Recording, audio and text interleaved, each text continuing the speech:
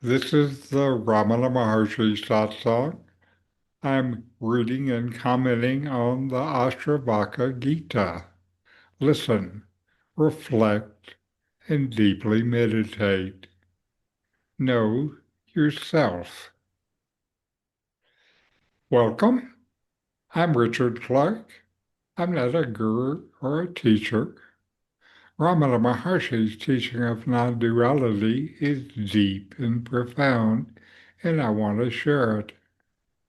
I'm reading and commenting on the Ashtavakra Gita, an important Nidhyasana text of Advaita Vedanta. And as a Nidhyasana text, it focuses on deep contemplation and meditation to bring what is read and reflected upon into your direct experience. Today, I'll read chapter 18, verses 85 through 88. And in this chapter, Ashtavakra is talking about the peace of a sage. The sage wanders about as he pleases and lives on whatever may come. Contentment ever dwells in his heart, and when the sun sets, he rests where he is. Rooted in being, no thought of being born or reborn, the great soul is indifferent to the death or birth of his body. The wise one stands alone, caring for nothing, bereft of possessions.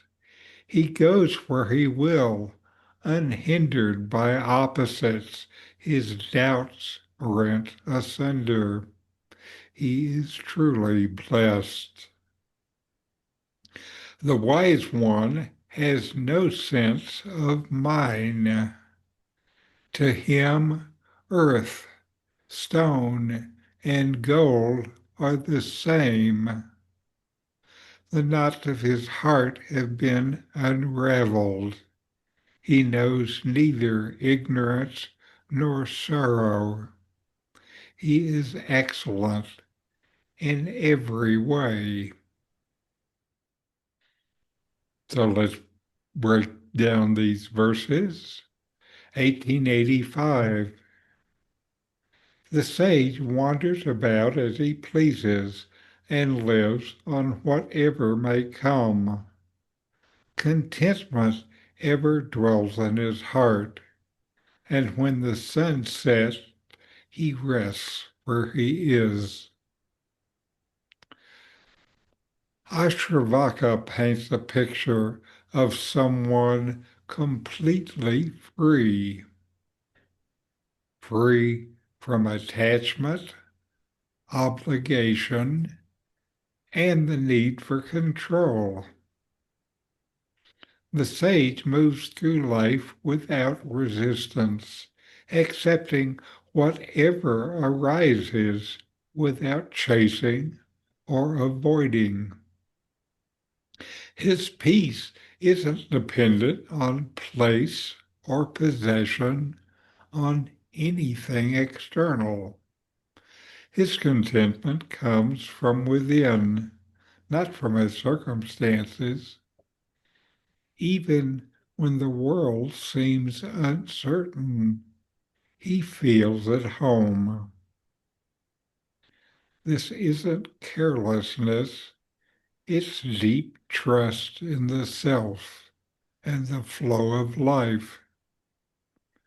He no longer looks for meaning or happiness outside of himself because he has discovered the source of both within.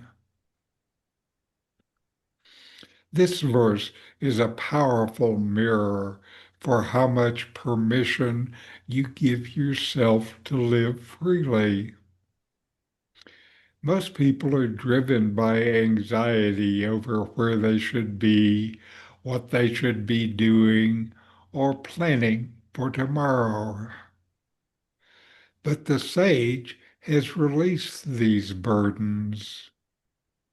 You're being shown a way of life where you no longer try to manage outcomes or cling to safety.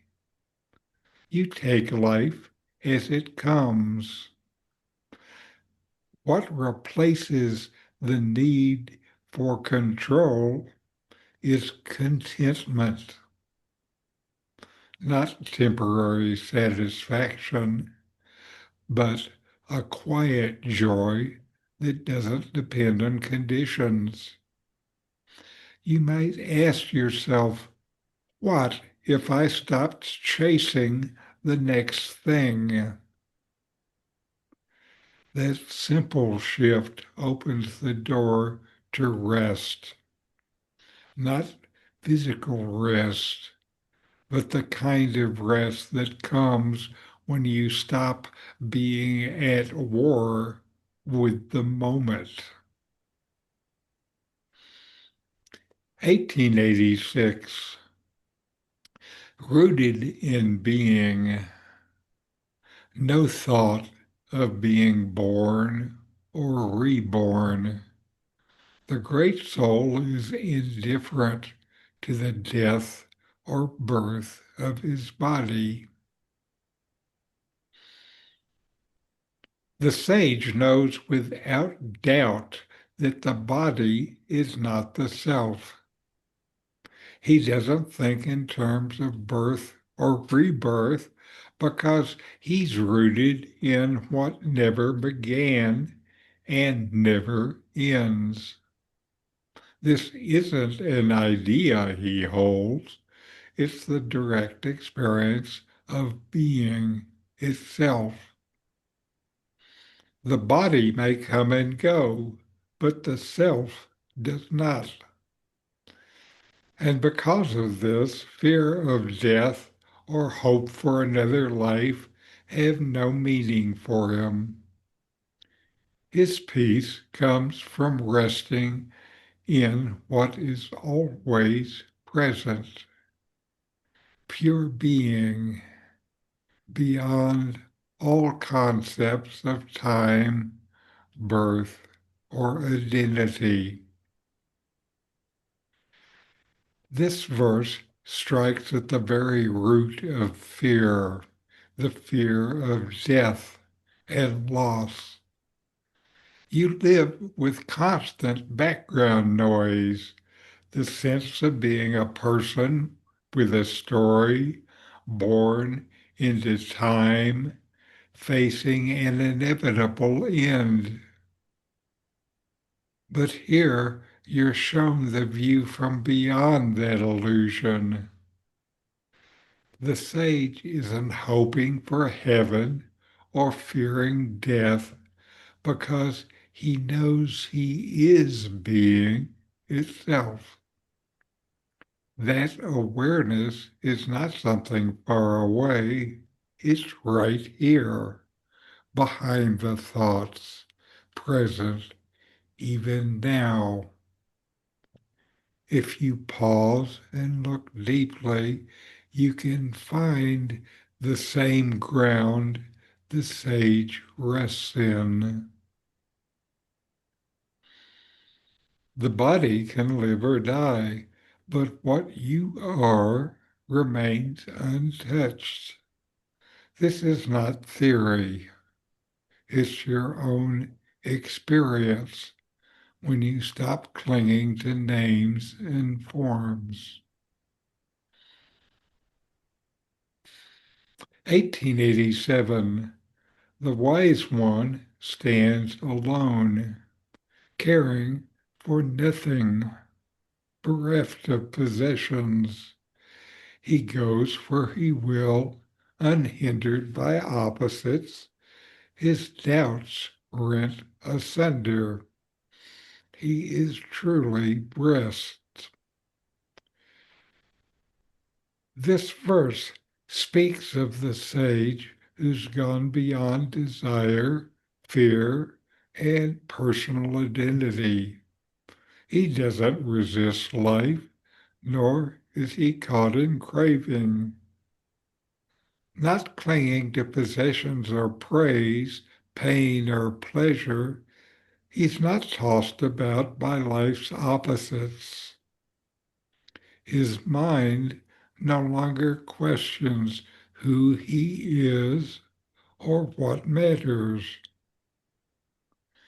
That lack of doubt is not emptiness, it is fullness. This freedom is not loneliness, it is wholeness. He is not made small by isolation, but expanded by the absence of need. The sage is truly blessed, not by fortune, but by self-knowledge. Ashtavakra challenges your sense of what it means to be fulfilled. The usual path involves gathering things, ideas, relationships, roles, and approval. But here, the Blessed One is described as having none of it. Why? Because self-knowledge has replaced the false ideas of identity. The drive to accumulate or protect falls away. The sage doesn't stand alone in loneliness. He stands alone as wholeness. You may still have a life filled with people or projects, but the invitation is to stand within it unattached, not defined by it. The blessing here is not comfort, it's the absence of confusion and ignorance. Once doubt disappears about who you are and what matters, life becomes incredibly simple and light. 1888. The wise one has no sense of mine. To him, earth, stone, and gold are the same. The knots of his heart have unraveled. He knows neither ignorance nor sorrow. He is excellent in every way. Ashtavakra describes someone whose sense of separation has vanished.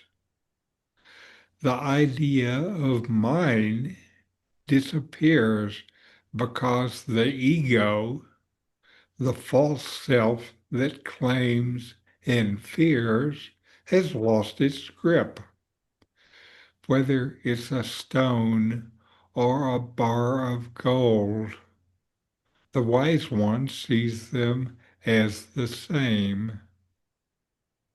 His joy doesn't come from gain, so he feels no sorrow in loss.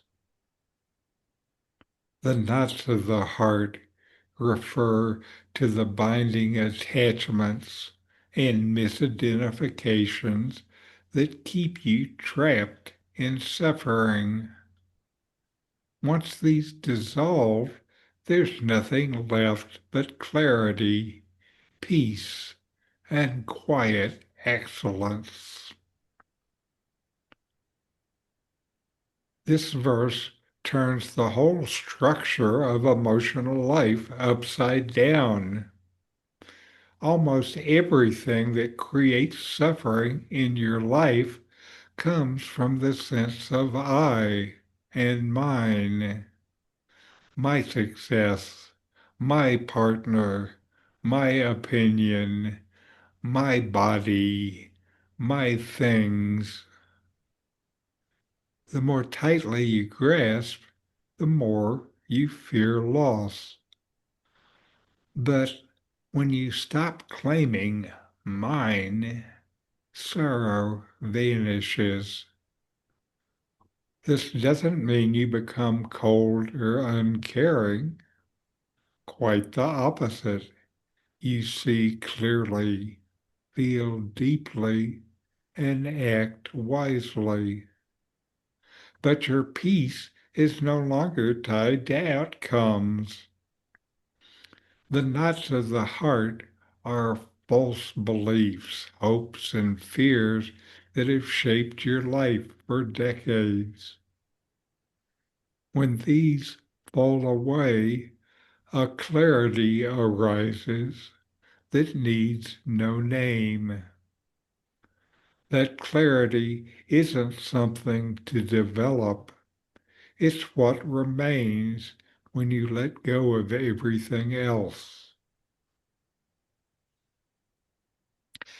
These verses show you what it looks like when you live from the self, free of fear, content without clinging, and at peace with whatever comes or goes. They aren't asking you to become someone new. They're reminding you of what you already are. Once you stop pretending to be anything else.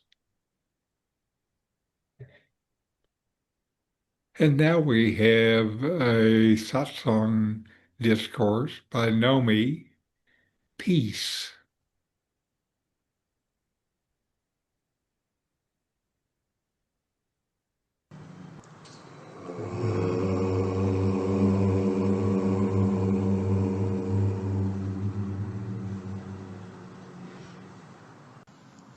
Sri Ramana says that perfect peace is of the self.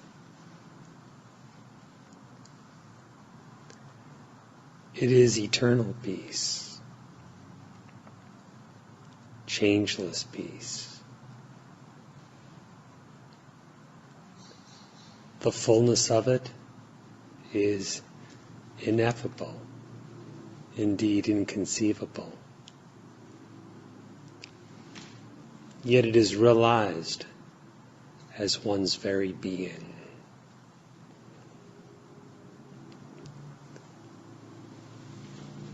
How can your very being be described? We give it a word, being, existence, sat. But what is the significance?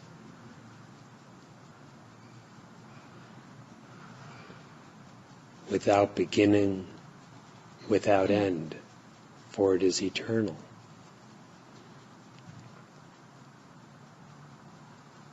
It cannot be defined by bodily attributes and activities, states and conditions. Birthless, deathless.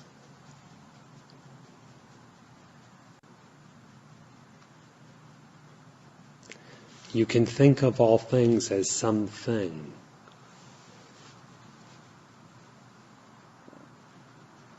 But your existence is more than that. Subtler than that. Far too formless to ever be defined by any idea. Yet realized vividly as truth itself. By deeply diving within, inquiring, who am I?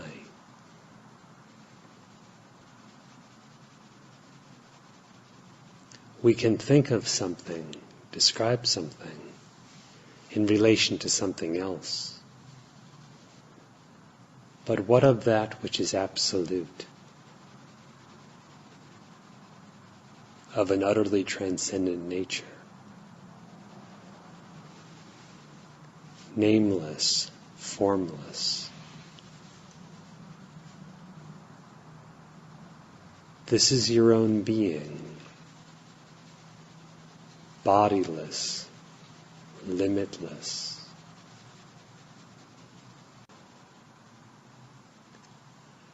Existence is simultaneously consciousness. It is not inert.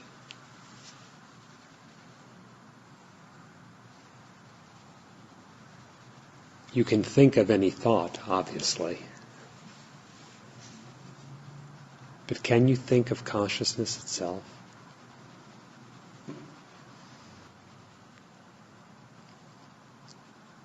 It is directly known, immediately known, but never as an object of thought.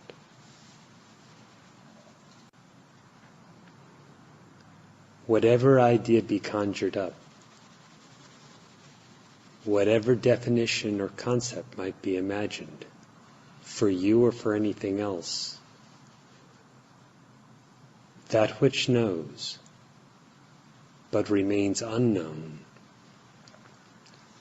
yet self-luminous and knowing itself, is consciousness, which is your very being. Existence that can never go out of existence.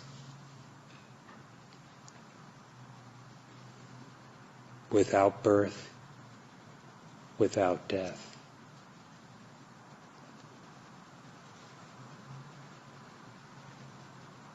What is true for being consciousness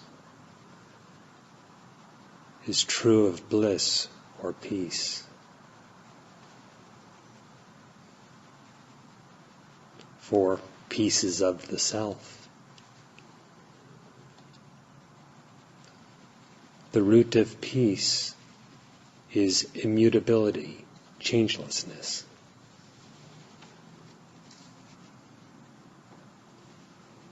What does not change?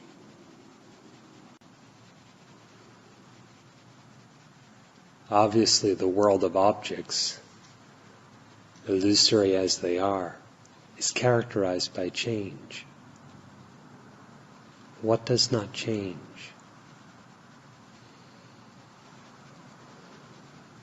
The body changes, whether you want it to or not. What does not change?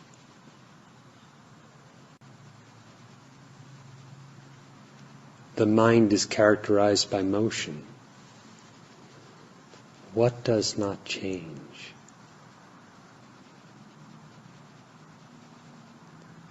The supposition of I appears and disappears according to whether you're waking, dreaming, or in deep sleep. What does not change?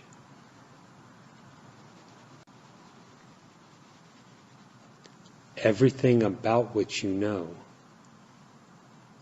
and everything experienced changes.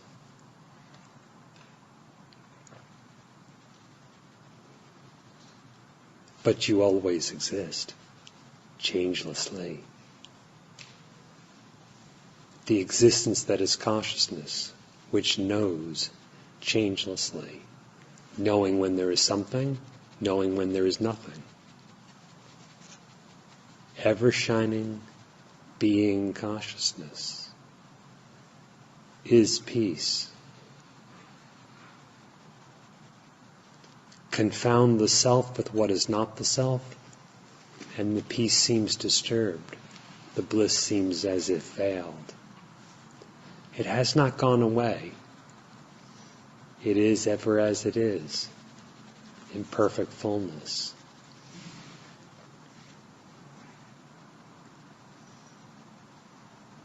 It's as if in the midst of perfect fullness there was imagination, but the state of affairs was otherwise.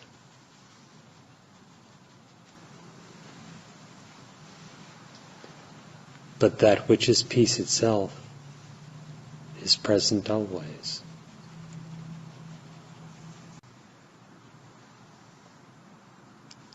Discern clearly, through a deep introspective inquiry, what your real nature is.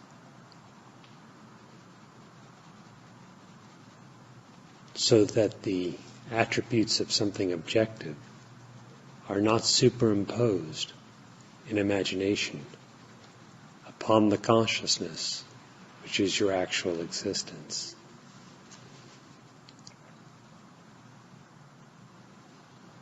Discern clearly, so that that which is non-objective is not confused with what's objective. The non-eternal with the eternal. The non-self with the self.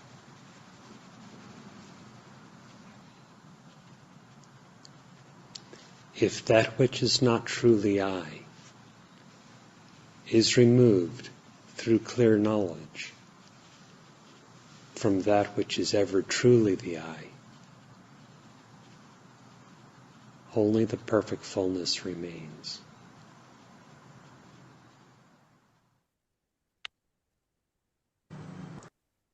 And now let's take some time to inquire.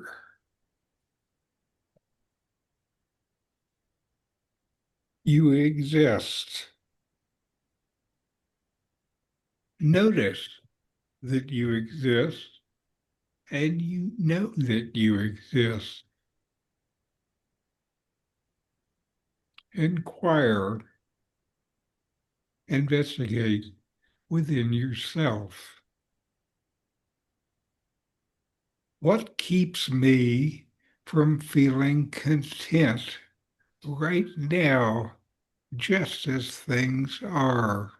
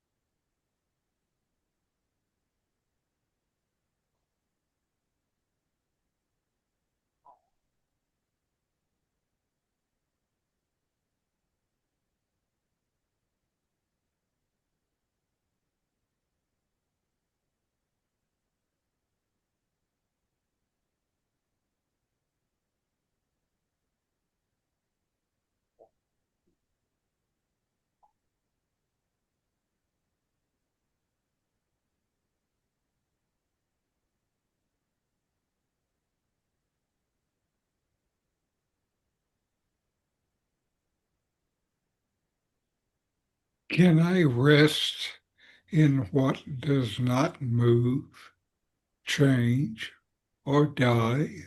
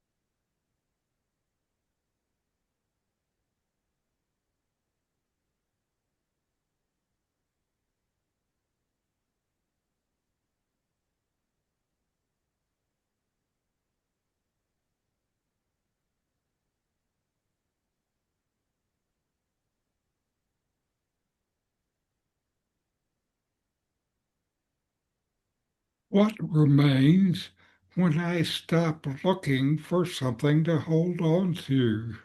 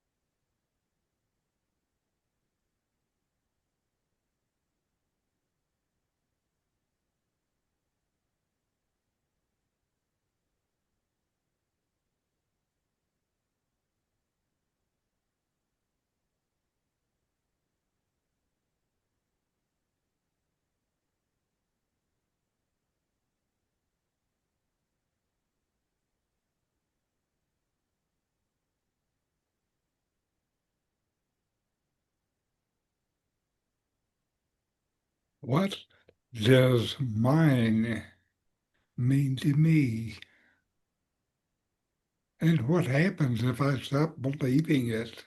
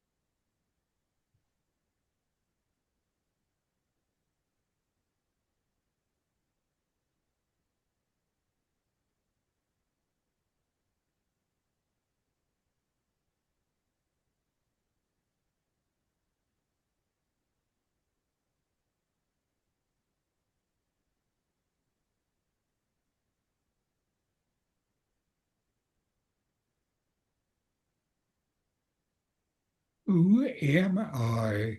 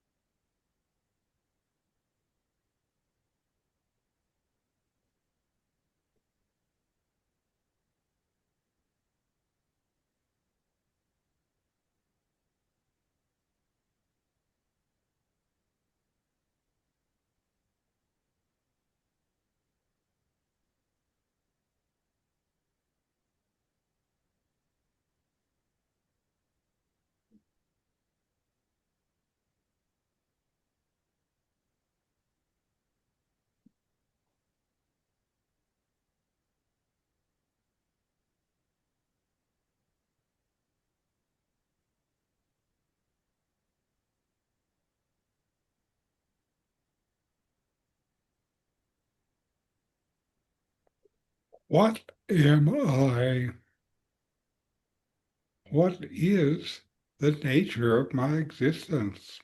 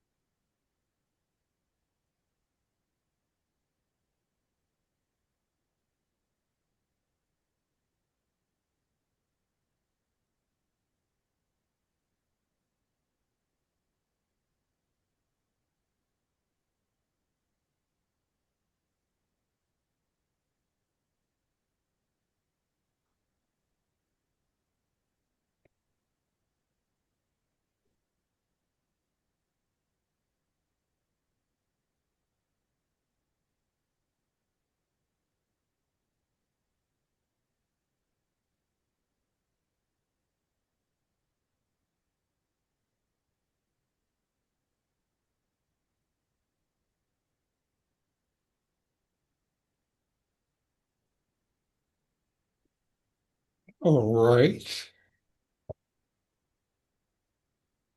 And let's close with a chant. Om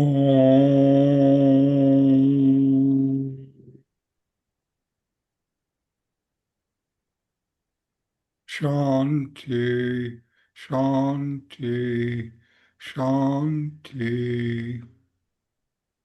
Om.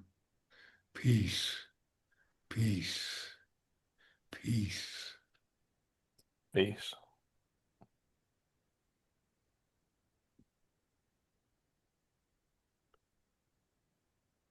Now, what did you get from today's meditation or session? If I may say something that Nome said that really stood out to me is that the world of objects is characterized by change. Yes, And if I'm not an object to myself, I'm changeless then. yes, And in that, there's perfect peace. yes. Wonderful. I think the question, can you hear me? Yes. I think the question, I got to say, Richard, I really deeply appreciate your questions. They're haunting in a good sense. And your question, what does mine mean to me? And what happens if I stop believing it? What a really, really good question. How hard it is to unearth my habitual default Yes. to mine and yours, this possession that we are possessed by. The greatest possession we're possessed by may be the identification with the body. Yeah, exactly. Yes, exactly, Fred. That's right. Yes. And I don't know about you, but my 77-year-old body, moment by moment, reminds me that it is aching Right. and sore. Yes. And Through you've got to these. bloody laugh, but it's an illusion. It's a bloody illusion, but it's a really, what's the word? A sticky illusion. You Right. just can't unstick from it.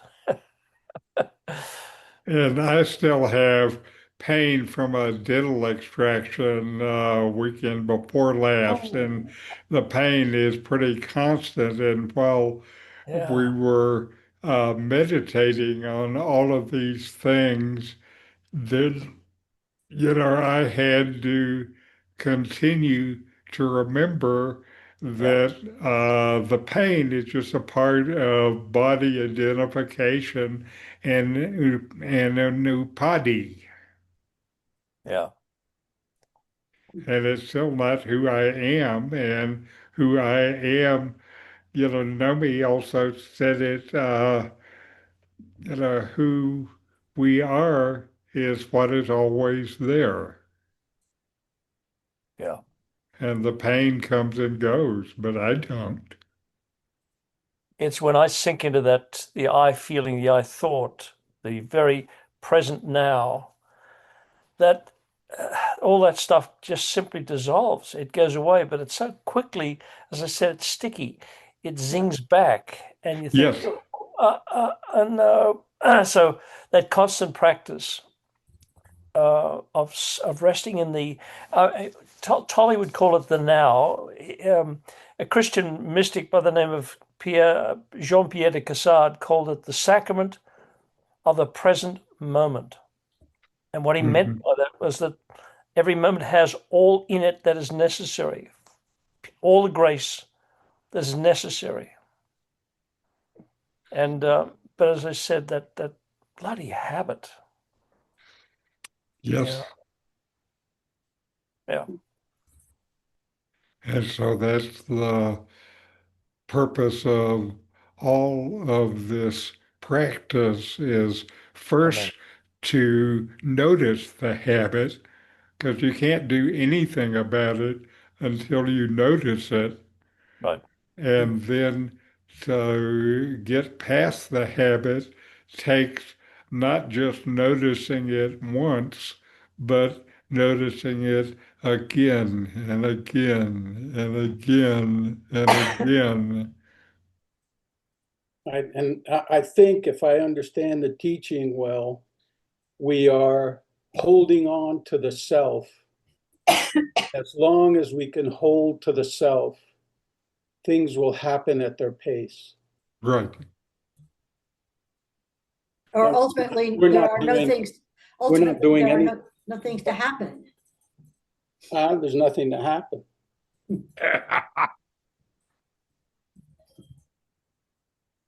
Say that again, Carol, please. Would you I mind? just said, ultimately, there's nothing to happen. Yeah, I mean, in order to figure this stuff out, you need to get rid of everything, clear out everything. And yes, man, that's hard. yes, yes, yes, yes. And we don't do anything. We don't do anything. I mean, the teaching is turn within and stay there as long as you can and see what happens, if anything. Exactly. Yeah. Yeah. And like you're starting to say, if you don't do it, then you're just caught up in that habit and you take that habit as reality. Yep. Guys, this is a wonderful thing Ramana has given us.